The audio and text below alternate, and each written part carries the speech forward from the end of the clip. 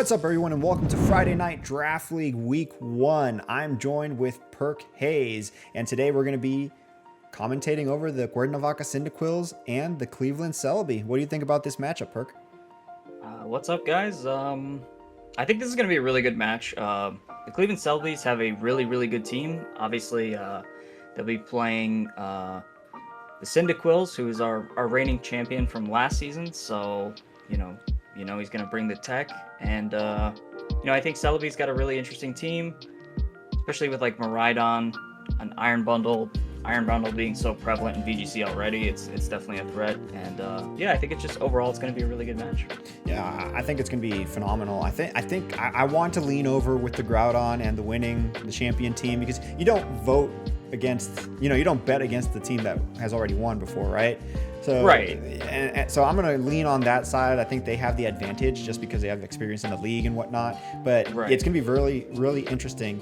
That Iron Bundle is going to put a lot of pressure on that Groudon. That speed control is going to be great. Yeah. A lot of those Mons on Cell's team are really good in this matchup. Yeah.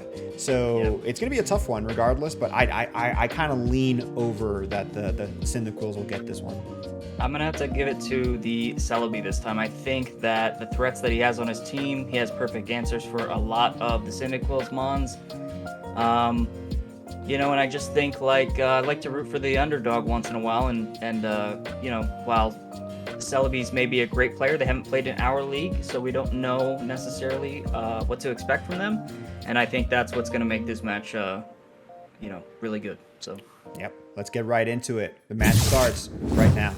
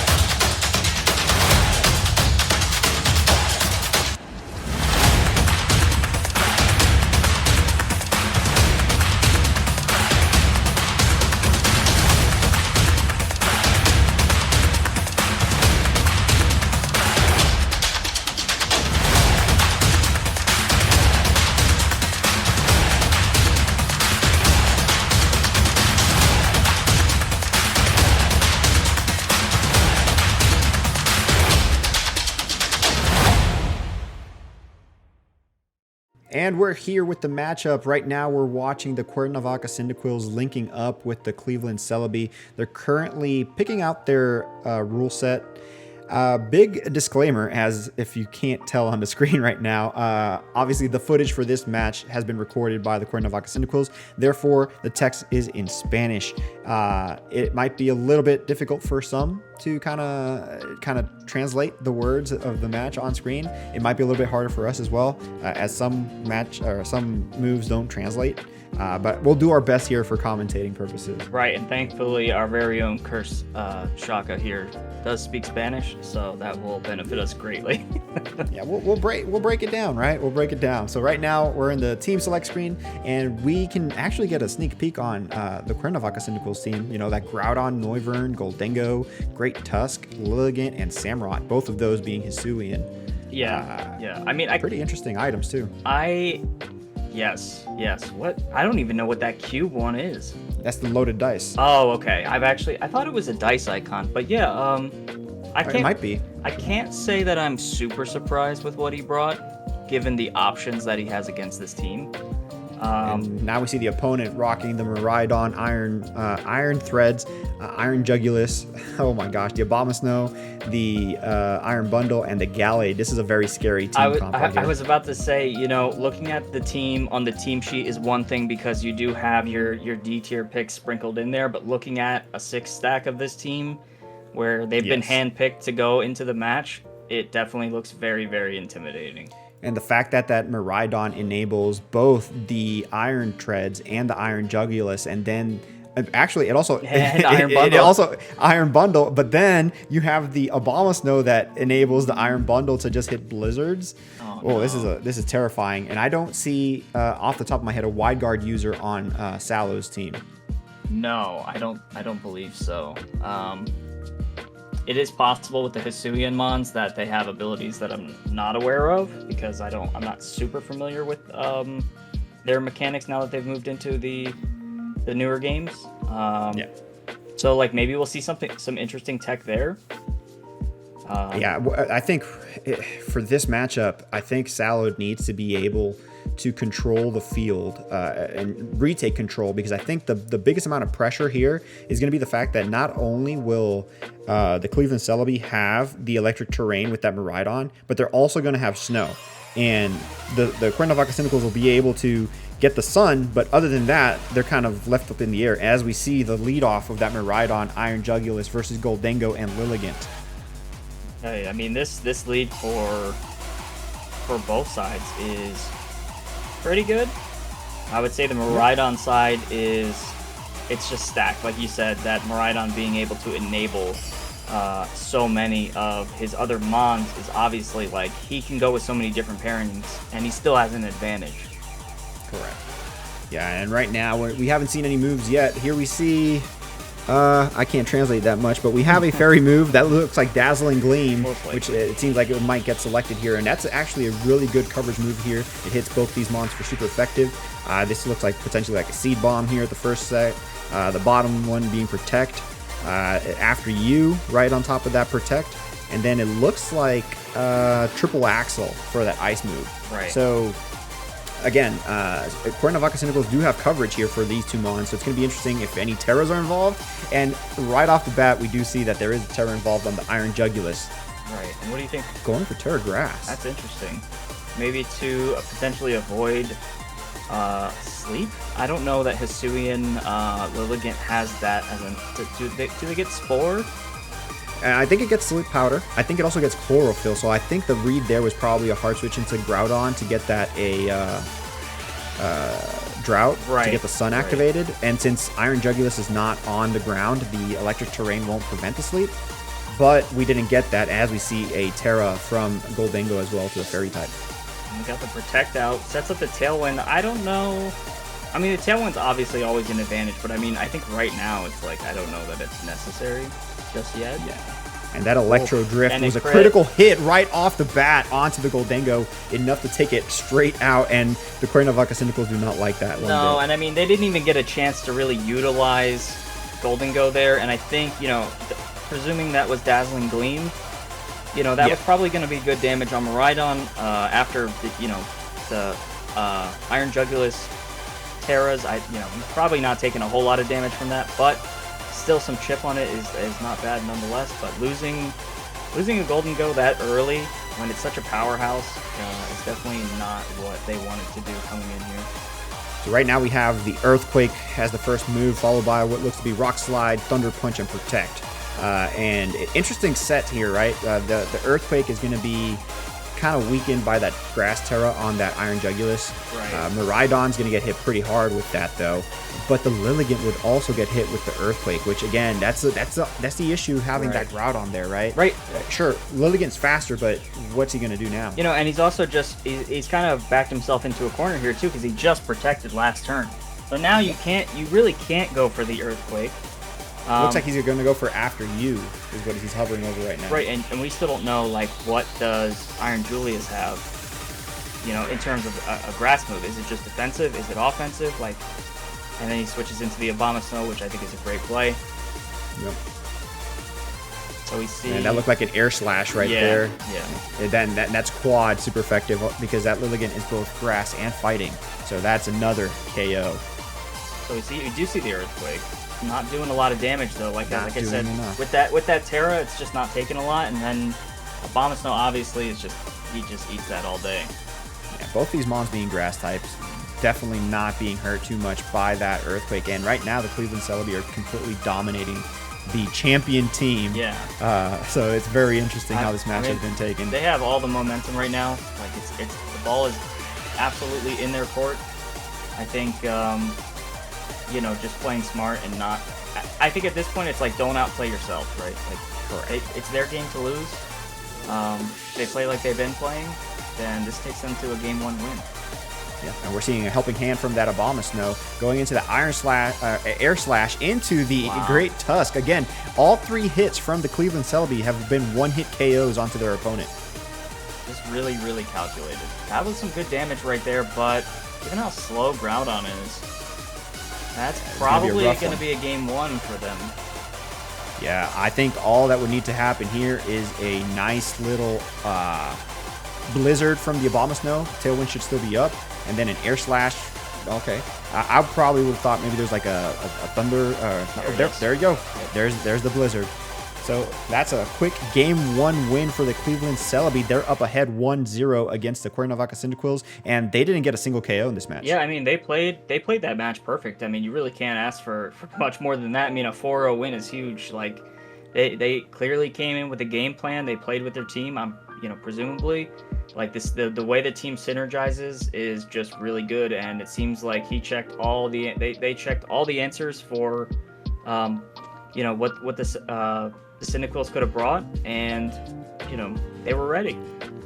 Yeah, they were ready. They had a very solid lead, and the way they spread their mons too. That's something that's not often talked about. They were putting in a lot of damage. Right. The first 3 hits from the Cleveland Celebii, all 3 were one-hit KOs to Salo's team. That is significant. If you can't take hits, you might as well just give up the match. Yeah. So it's going to be interesting to see how Salo adapts here for this next round. Yeah, I mean, and even with yes, Miraidon did get a crit in that first turn, but at the same time, it's a Miraidon. I don't know that it necessarily needed to crit to get a kill. But I mean that Air Slash, the helping hand Air Slash and then you have the Blizzard and all that. Like, it was just really, really well done, and in terms of calcs, really, really nice work. Yeah, I would argue maybe potentially in this set, like, hey, you have that Noivern there. It looks like it has a Focus Sash. Right. Maybe it has Tailwind, so you could potentially just live a hit. Again, that speed momentum seems to be really big for the Cleveland Celebii as well. They went straight for the Tailwind turn 1, right? So maybe bring in the Noivern, maybe protect turn 1 and set up the Tailwind with Noivern and see if you can cancel out their Tailwind. But I don't know. It seems like they prepped really hard for the Lilligant Sleep Powder counter and for the Groudon with the Terra Grass on that Iron Jugulus. Right. So it's going to be interesting to see if they change things up. But right now, it looks like Salo's going with the same team. I don't know if I necessarily agree with that. I don't think that... I don't know. Grass is one of those typings that, like, it's sort of... I don't want to say obscure, but, like, I feel like you don't see it as often. And then when you do run into a lot of grass, it becomes a problem. Yeah. Maybe that's a weird statement to make, but, you see your Amoonguss and stuff like that all the time. But generally speaking, you don't see a lot. You see a lot more of it now with Terra typing, but... him having double grass and then, Salo not really having a good answer for it is a problem right now. Definitely. As we see the same leads from the last round. Yeah. So this is not promising at all for the Cuernavaca Cyndaquils unless if they have a strategy behind that they want to kind of lean into. But right now we saw that there is no Sleep Powder on the Lilligant, but we can get the boosts, right? So we can get the Sun boost, get that Chlorophyll in, but now you got to think about Self. He knows that last time they didn't do that. So what if they opt to switch out as well and set up the snow on top of your Sun? Right, and in a situation like this, you have to wonder, it's like, okay, do I try and do what I wanted to do last time again? Are they going to try and do the same thing that they did last time again? As we see the Terra come in right now, it seems like they actually are opting to do the same strategy. If it ain't broke, don't fix it. That's right. And I think even here, like, it still does work. I mean, the Groudon has to come in.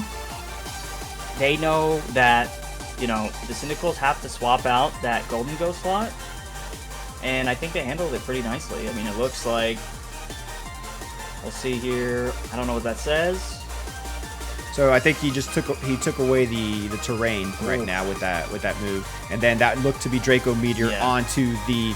Groudon, as we see the Air Slash still take out the Lilligant. The good thing here is that Groudon did not go in one hit. Yes. So Groudon is still putting some pressure. They're still going to have to target it if they want to take it out.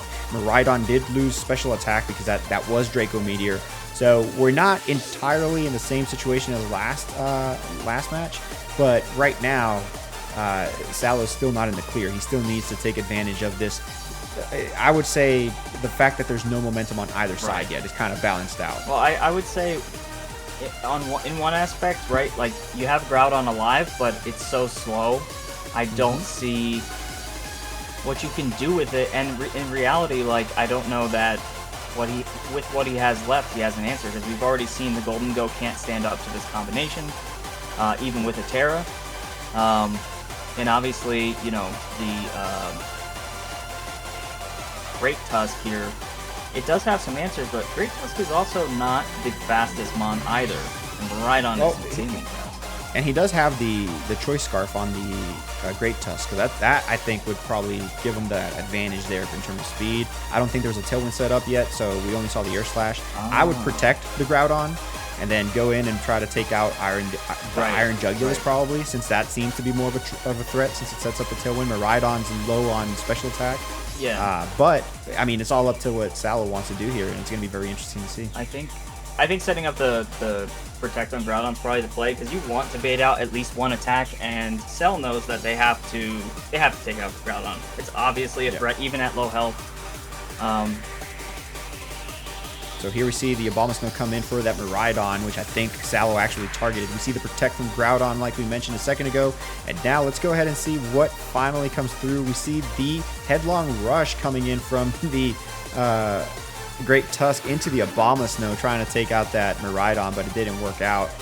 And now we're going to go see the Tailwind from that Iron Jugulus. So that's, I think that was a misplay on the Cuernavaca Cyndaquils. I would have targeted that Iron Jugulus. I have to agree. I think that a bit of a misplay.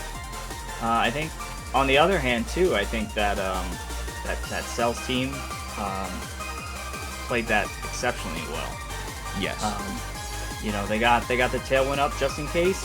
They swapped in the Abomasnow to eat some damage, because you know, having Miraidon in your back pocket definitely feels good. You're sitting pretty when that's in your back line, still at full health. Yeah. We see the Air Slash come into the Goldengo from that Iron Jugulus, as we also see the Blizzard come in, take out the Groudon. And I don't know, I didn't see a rotation from the Cuernavaca Cyndaquils to that Groudon. I would have probably protected it to control that weather, because if there is an Iron Bundle in the back, getting a double Blizzard, it would hurt. But right now, the momentum is back onto the Cleveland Celebii. They have full momentum here. That Tailwind in the back, the weather control, the fact that Miraidon can come in, set up the terrain again, and take out that Goldengo in one hit because it's been damaged, it's weakened down a bit. I think right now it's just a matter of time before the Cuernavaca Cyndaquils get their first loss of the season. Yeah, I think at this point I don't see a win con for them. I mean, it could be there for sure, but I feel like right now, you can see our good friend Sallow here. Looks a little befuddled, I suppose, trying to figure out, you know, what is the play here, right? Like, what do I do? You see the Air Slash come out, not quite enough to kill. As you see last time, we got the Helping Hand one. I think Cell was thinking maybe, oh, well, he's got the Blizzard in the back. Yep. Blizzard secures the KO on the Great Tusk, so Sallow is now left to his final Mon here with the Goldengo. And he can opt to go for Make It Rain, as we do see it come in, get the double KO. But, you know, that's not going to be enough, and now he's lost his special attack, and he's not going to have enough damage output to be able to take care of Miraidon and whatever's in the back. Right. Yeah, I mean, at this point, you know, we're going to get to see the Celebii's final Mon here, which I don't believe we've seen yet, what they brought for this match, and that's probably going to be game. I mean, I just don't see a win con where the Goldengo, like you said, after losing that special attack and stuff, it's not going to be able to hold it down. Definitely not against this Iron Treads either. This thing is going to dominate on both spectrums, either the ground type or the steel type, since we saw that Goldengo was rocking that Terra Fairy. Right. So I think this closes it. This is it. It is a good game for these players. But the Cleveland Celebii will be securing their first win of the season, as the Cuernavaca Cyndaquils are going to start off the season with their first loss.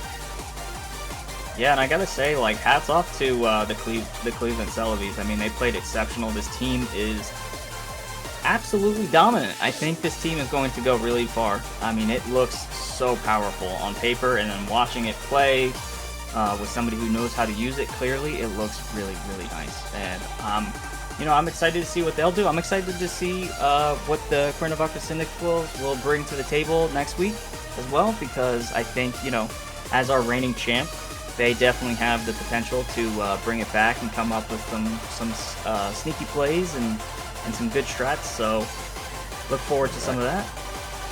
Yeah, no, I have to agree. I think it's gonna be funny. It's gonna be fun to see how these teams are gonna go ahead and adjust. Like the Cuernavaca Cyndaquils, they're not unfamiliar with losing matches, right? They're not unfamiliar with getting swept. But the thing that makes them such a tough team is how they adjust throughout the season and end up winning, right? Right. So again, this is a win for the Cleveland Celebii, but I wouldn't count the Cuernavaca Cyndaquils out by any means at all. Right. Yeah, I agree. I mean, if you look at even last season, our champion actually didn't even have the best record, I believe. Nope. Not. So it's like being able to win those matches that you really need to win is important. It's just as important, Correct. Well, that's going to be it for this week's match. The Cuernavaca Cyndaquils get their loss. The Cleveland Celebii get their win. We'll catch you guys next week for the next matchup, and we'll announce that later on today in Friday Night Draft League. So until then, we're going to leave you guys with some standings, updates, and power rankings for next week and more. See you then. What's up, people? Solo Saddle here once again to go over the transactions that will be taking effect for week 2. So some movement already there and some exciting stuff going on. First, going right into it, we're going to have the Lucarios, the Little Rock Lucarios, dropping Urshifu single strike for Rayquaza. So I think this comes inspired by their match week 1 against the Kyogre from the Kent Cloths. So I think Rayquaza is a really good pick, very solid Pokemon. It's got those stats, and I think the main point of interest here for that is that it's going to help him against weather, and we have some weather teams going on around. I have a weather team, and then we also have another sun team with the Seattle Sandstorm and that rain team that the Little Rock Lucarios fought. So that is going to be a very interesting pick. I don't see it matching maybe all too well with the rest of Jerry's team, but Jerry's probably going to figure out something and make it work. Up next, we have the Boston Red Claws, still going strong with their team that seems to be ever changing, but Curse made some really interesting picks here. So he's dropping Rillaboom. I love Rillaboom, but I think that it did hurt Rillaboom a lot, that it lost access to Grassy Glide. I think that was one of the moves that made it so good. It's still a good Pokemon, but instead Curse is now going to have Enamorus, the Therian version. And Enamorus, I like seeing new things being tested. I think that Enamorus, by virtue of being a good Pokemon all around, that special attack, I love it. It's got some interesting abilities as well, and to match up with it, Curse also drops the Scovillain. I don't like Scovillain, so I can see why Curse dropped it, and instead he's going to have now Thundurus. I think those two, the two genies there, match up really nicely. Then you also have the Gastrodon on Curse's team, so I can see what he's going for. He drops the Basculegion as well, so sadly a Pokemon that I would have liked to see more of. We still have the male version going with the Kent Cloths, so that is an interesting decision there by Curse when picking up Squawkabilly. I was eyeing Squawkabilly myself. I think it's one of the better D tiers out there, so I think if Curse has those strats, Curse is probably going to make the Squawkabilly work. And I like how his team seems to be ever-changing, but I like where it's at right now. I think the Mewtwo there, with a bit more support from the Genies, or the Genies themselves supporting each other, is going to make the Boston Red Claws a threat. Moving on, we have Chink and the Spickmove Pranksters dropping Mabostiff to pick up Cleavor, so I'm all for this. I think it's a good trade, honestly. Cleavor, Rock is a very solid typing, no pun intended there, but I like to see more new Pokemon in action, so I think Cleavor's got some nice stuff going on for it. I think it's got a lot of power. I think Terra helps it a lot as well, and I like to see that he's covering for some of the other weaknesses on his team. Like, he's got the Torkoal, but now you got the Cleavor there to also resist the things that might try to hurt Torkoal, and it also benefits from the sun itself. So I'm excited to see what Ching is going to try to do with this Cleavor. And then finally we have the Lansing Leafeons dropping the Typhlosion. That makes me sad. I am the coach of the Cuernavaca Cyndaquils, so I don't like seeing Typhlosion without a team. I would pick it up myself, but I don't think I actually need it. It would be more of a nostalgia pick, and I'm trying to keep a serious competition phase going on here. So yeah, Typhlosion is going to be dropped instead. Articuno coming in, and I really like Articuno. I think it's one of those Pokemon like Moltres, who we also have in one of the teams, that benefits a lot from Terra, because it's a solid Pokemon that is struggled a lot due to the quad weakness. And again, I mentioned how Nick is a very good coach, runner-up last season, and he's got a really good team. So bringing in the Articuno instead of the Typhlosion makes a lot of sense to me, and I'm excited to see what Nick is going to do with it. All right, let's get into the power ranking section of Friday Night Draft League. Basically, in the power ranking section, we're going to go ahead and give you guys the top 10 teams, not by standings, but by power rankings, if that makes sense.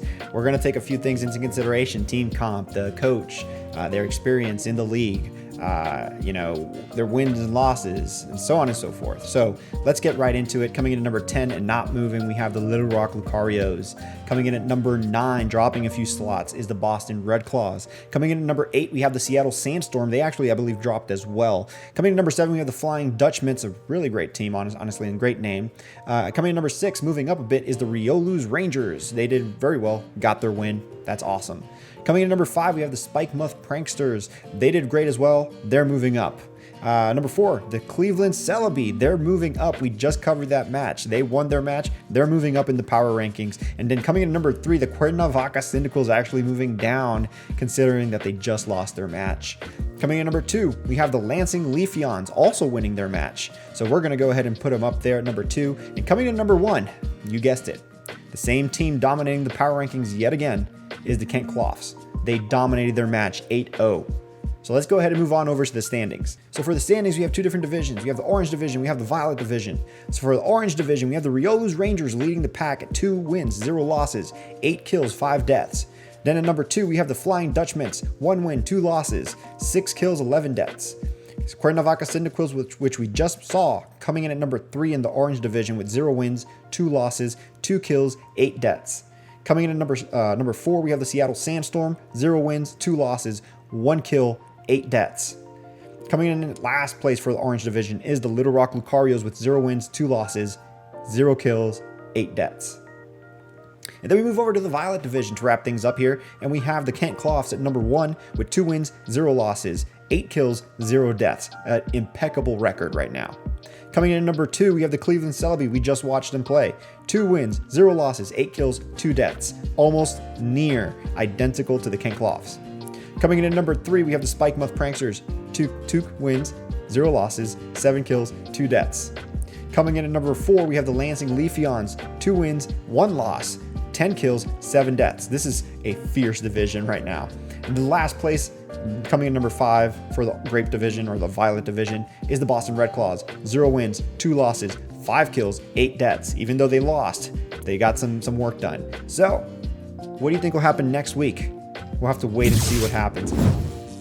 What is up, beautiful people? I am Salo, and I'm here for our weekly Pick-Ems, where we go over the matches that are going to be coming up in this week number 2, and we choose who we think is going to win. This is obviously just based on what we think about the teams and all that, so no hard feelings if we say that someone or someone else is who we think might win. I think everyone is it's got a lot of potential, and it's really hard to call some of these, but I'm just going to go with what my gut tells me here. So for the first match, we have the Cuernavaca Cyndaquils against the Flying Dutchmans. So that's myself against Kunki. And I think Kunki has a very solid team, very draft league, but I have to go with the optimism here and say that I think the Cuernavaca Cyndaquils will be able to take it. I like the matchup, so we'll see how that goes. And for the next matchup, we have our very own Curse Shaka against Ching and the Pick-Ems Pranksters. So for that one, I think it's going to be really close. I think that Curse's team has some advantages here and there that might give him the slight edge. I still think it could go either way, of course. I think most of them, I would say that it could go either way, but for that one, I'm going to go with Curse. Third matchup, and we have Jerry Blaze and the Little Rock Lucarios against Oboe and the Seattle Sandstorm. And in this one, I think it's really interesting because we have a clash of Koraidon against the newly picked up Rayquaza. So nullifying Weather I think will help Jerry a lot. Having said that though, I think that Obo's team is really good. I think that I'll give Obo here the slight edge, but that's one match that I am very, very excited to see. Moving on to what I think is the most interesting match of this week, we have Cell and the Cleveland Celebii, who we fought last week, against iSalad and the Kent Clov. So I think, in my humble opinion, these two are the most oppressive teams in the entire league. You have the Kyogre and the Miraidon. So I think the Kent Clovs have a ridiculous team, but I think that the Cleveland Celebii do have a slight edge on this one as well because of the Miraidon should most of the time beat Kyogre and the Rain team. So I think that Cell should find a way to do it. Kent Clovs could come with a surprise there, but in my opinion, the slight edge for that one goes to the Cleveland Celebii. And finally, what is going to be our featured match for next week's show. We will be very excited to go over that one. But it's going to be Vache and the Riolus Rangers against Kyogre Kawhi, our very own Nick, and the Lansing Leafeons. So I love how this matchup looks on paper. I love both of these coaches. They are really, really good at what they do. We have the runner-up from last season, and Vache, who is coming here having won the single league that he's played in. So I think that this one is really, really hard to call. Again, I love both of these coaches. I'm going to give the slight edge to Vache. On paper, I think that Nick's team might be slightly better because Vache likes to do some interesting things, but I think that's what's going to be the decisive factor here. Both of them are great, but I think that Vache will figure out a way to get past Nick's team. So those are my weekly pick-ems for week number 2 of the Superior Draft League.